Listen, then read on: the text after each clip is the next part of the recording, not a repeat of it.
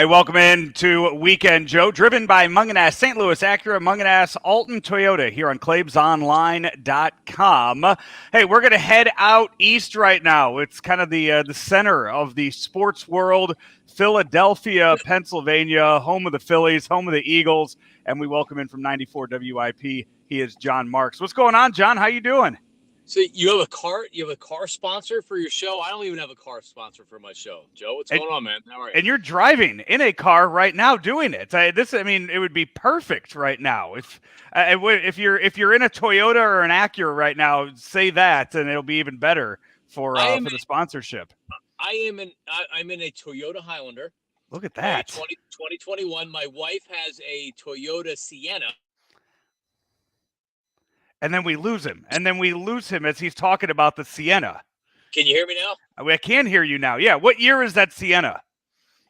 It's a 2021, and my uncle is he's a general manager of a Toyota dealership, and he told me that it's in such high demand right now that if we took it to an auction, we might get $70,000 for it because they're just not out there. And the problem is then would I drive the kids around, or would my wife drive the kids around it? So unfortunately, I can't sell it. But yes, I am a Toyota family, and I love Toyota. It's funny you mentioned the Sienna because the folks at Mungenast Alton Toyota actually gave me a 2021 Sienna to drive down to Atlanta for the NLDS. I went and I picked it up before Game 1 of the wild card series against the Phillies, in just hopes that, you know what, if they made it, I would just first thing Monday morning be driving down to Atlanta to go to that series. But no, the Phillies, the buzzsaw that they have been in the postseason ruined that. So I ended up just driving it back to the dealership on Monday and returned it. But in that weekend, though, I really did enjoy the having that Sienna. Let's talk about these Phillies. I mean, it is we're at the end of October here. The Eagles are undefeated, but I'm still guessing. I mean, it's all Phillies on the radio right now, right? Yeah. They haven't played today, Thursday. They haven't played a game since Sunday, so we were able to kind of mix some Eagles stuff along with the Phillies. But yeah, man, I mean, it came at a great time. Eagles were in a bye week last week. They clinched the NLCS on Sunday. So yeah, man, really unexpected.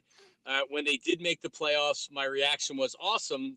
I think they can beat the Cardinals, but it's just good to be in the playoffs. When they beat the Cardinals, my reaction was, well, now at least we get one home playoff game, which hadn't been in Philadelphia in 11 years. And before you know it, they beat the Padres in 5, and we're going to the World Series. I'm shocked, but it's a hell of a time to be a Phillies fan. And this team, you kind of look at the way that this team has been put together, and it all starts with the acquisition of Bryce Harper a few years ago.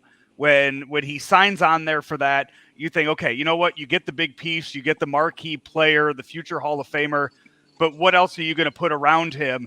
And they've done a really good job of kind of building piece by piece. And I mean, as big of a deal as Bryce Harper's been, I think the praise that we've heard this postseason, rightfully so, to a guy like JT Realmuto, when you see just how important that catcher position is in baseball. Yeah, so Dave Dombrowski, who we know from winning championships or being in World Series in a couple of different spots, most recently in Boston. First year in Philadelphia, coached out of retirement. He was trying to get a baseball team down in Nashville when he realized that probably wasn't going to happen anytime in the near future or the very near future. He was able to be coerced into coming out and being the Phillies general manager. And similar to when the Phillies won in 2008, won the World Series in 2008, Pat Gillick took over in 2007 for Ed Wade, who had done a good job of kind of building the franchise and getting them to the point, but was having a problem of getting them over the top. So Dave Dombrowski took an existing team that was really built by somebody else, and he added to the edges, right? Like he added the complementary pieces. He made a number of really good moves that put him over the top. And I would say the biggest move that was probably made outside of Kyle Schwarber being signed was pulling the trigger on firing Joe Girardi when they were 21 and 29, and they seemed to be just in for another year of disappointment. He didn't hire him, and he didn't have to keep him. and it was the turning point in the season. So Bryce Harper's awesome. Bryce Harper was made to play in this town, and they have a lot of pieces. All the pieces go together, and as you know, with the Cardinals back when they beat the Phillies in 2011, Phillies were the best team in baseball. That doesn't matter once the playoff starts. It's about the hot team. The Cardinals were in 2011, and it feels like the Phillies might be this year. Yeah, and Dave Dombrowski is a guy that really doesn't get that much credit. I mean, I completely forgot that he was running things there in Philadelphia until he made it to the World Series. And now this is the fourth organization that he's led to a World Series: the Marlins, the Tigers, the Red Sox, and now the Phillies. And we see so often in sports that when one guy kind of figures out a formula to lead a team to the promised land, that it's copied, it's repeated. You don't ever hear of the Dave Dombrowski method to building a championship team. Nope. He's a guy that he comes in to finish it off, right? When they hired Dave Dombrowski, I think a lot of knowledgeable baseball and Phillies fans said, good, this means that they're going to go for it. And Dombrowski really convinced ownership, like, hey, you're going to need to spend. We need more. And you're already pot committed, but you're going to have to spend into the luxury tax. And you have to keep this in mind with the Phillies. They've spent a lot. They're top 5 in payroll. They're the fourth highest payroll this year. And they weren't getting a big return at the box office. There were games in September, Monday and Tuesday games. They were drawing 18 and 19,000 at the park. So when your payroll's upwards of $250 million, you're paying luxury tax money. You're hoping or you're counting on getting an investment, or your investment to get a rate of return on it. You're going to need to make the playoffs. And they just had fallen short the last couple of years. They were right there in September and they collapsed. This year they came close. They got swept by the Cubs in Chicago late in the year, but they were kind of helped out by the Brewers losing some games, and they got in. But Dombrowski convinced them to spend, and they needed to spend because that's really how they've arrived here. And I'm Joe. I'm one of the guys that believes in you build through a farm system, you build through young players, and then you add pieces to fill in the gaps. The Phillies have a couple of good young players. They've bought this. This is a lot of this is bought via free agency. They have some Aaron Nola's a farm piece. Some of the other pieces on there are farm pieces, but the core of this team really is built via free agency and trades. I'm trying to, as you mentioned that right now, I'm trying to think. I mean, you mentioned Nola. I guess Hoskins, is he another guy that was? Hoskins, Stott was a first-round pick. I'm trying to think. Bohm was a high first-round draft pick. But, like, those guys are pieces on the team. They're not key contributors, right? Like, they're not the ones that are winning games. Yeah, I mean, you're talking about Segura was a trade. JT Realmuto was a trade. Brandon Marsh was a trade. Castellanos was a free agent signing. Kyle Schwarber was a free agent signing. Bryce Harper was a free agent signing. Zach Wheeler was a free agent signing. Ranger Suarez, their number 3 pitcher, he came through their farm system. But other than that, and maybe some of their bullpen arms, this team was bought, not built. And that doesn't normally work in baseball, but it's worked at least for this team this year.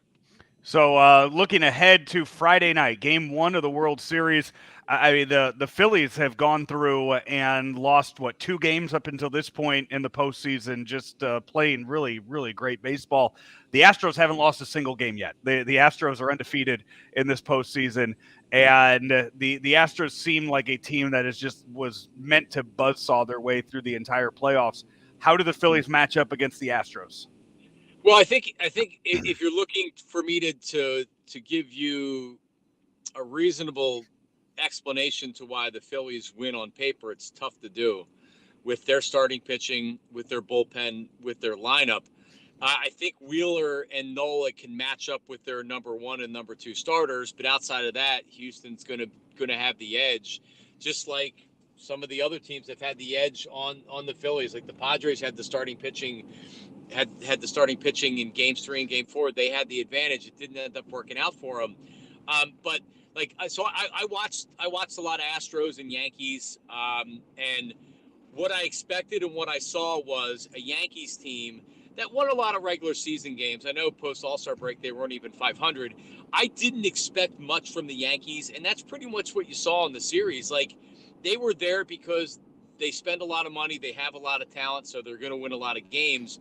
But when it came down to it, like they just weren't there. Like they weren't clicking. They weren't playing their best baseball. And just like with the Cardinals in 2011, just like with the Braves last year that didn't even win 90 games, the team that's playing that's hot in the playoffs and at the end of the season. And here's the other thing, and here's what's impressive about the Phillies, and here's the sell to you why they can win this series. They're winning games in different ways almost every night. So they're not relying on Bryce Harper to win every game with home runs. They're not relying on Kyle Schwarber.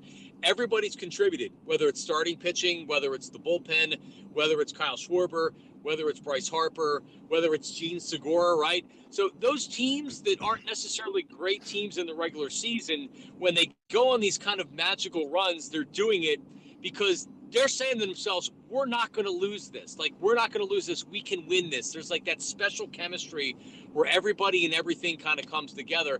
And that's how the Phillies win this series. And I think the Astros, because they have kind of rolled through the playoffs, I think that especially in game one, they're going to come out and they're going to see a Phillies team that, as Bryce Harper said at the beginning of the playoffs, he said, listen, we ain't losing. And the Phillies have kind of had that mantra and had that personality of, we ain't losing. I don't care how or I don't care why, but we're not losing. And that's how they win. It's just that they're not going to take losing as an answer.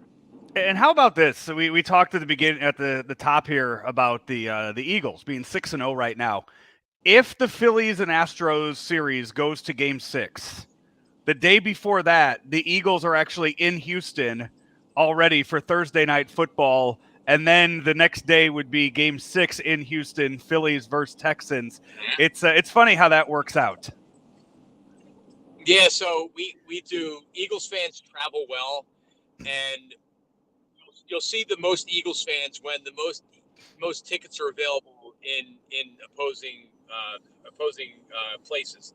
So, like for instance, in LA, in Washington D.C., in Miami, even in Tampa Bay, when you can get a lot of tickets either through the team or through the secondary market and they're not expensive, that's when you see 20,000 Eagles fans at a game, right? So the Houston Texans, those tickets are easy to come by. So there's going to be a lot of Eagles fans already at that game, even for a Thursday night game, which they don't do well. And there's a lot of travel. There's a lot of Eagle travel, Philadelphia travel companies that are in Philly. So what you're going to get now is you're going to get people that are already coming down for the Eagles game that are going to stick around and try to get into the World Series, or just be in Houston to watch the games. That's the scariest part, is to think maybe 10,000 Eagles fans are going to stick around and watch World Series games in Houston. It can get crazy. Do they have enough grease in the city of Houston for the? So have you seen this story? Philadelphia, the city of Philadelphia has actually hired an adult entertainment company to put lubrication on the poles in case of a World Series win. That's how many drums of lubrication they needed. They needed to call an adult entertainment company. True story. When I saw that the Eagles were playing down in Houston, it reminded me. So back in the 2011 World Series, the Cardinals and Rangers World Series, that same thing actually happened, where the Rams were playing in Dallas the same day as game 3. So you had them there, and then you had Rams players going to the game, to the Cardinals World Series game at Arlington after they finished playing the Cowboys. It's awesome. I mean, it really is a perfect storm. It lined up to where the Eagles had a bye week to where we didn't have to be interrupted and we could watch the Phillies.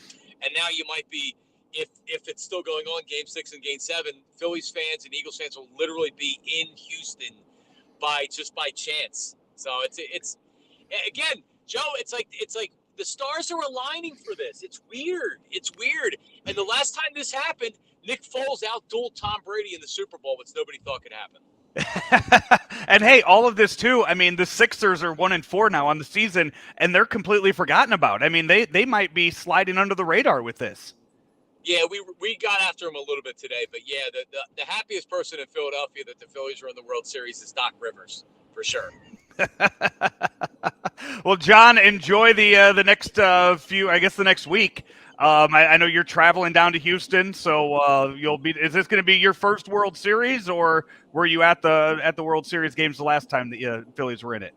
Yeah, so I was I was covering. When I say covering, I was working in radio for when they were in the series in 2008. So I was in Tampa for World Series, and then 2009 again when they traveled to. So we were in New York. So that was more of an Amtrak series, not a Subway series, but an Amtrak series. So it's been a long time since they've been a factor in the playoffs, but it feels great. So this will be the third World Series I'm attending, and I'm really excited to get down there. I'm bringing my dad down. I got him a standing room ticket for Game 1. So Friday night Game 1, my dad and I will be down there, and hopefully get the Phillies win. That's awesome, man. That is John Marks, 94 WIP in Philadelphia. Enjoy yourself. Thanks, Joe. Good to talk to you, man.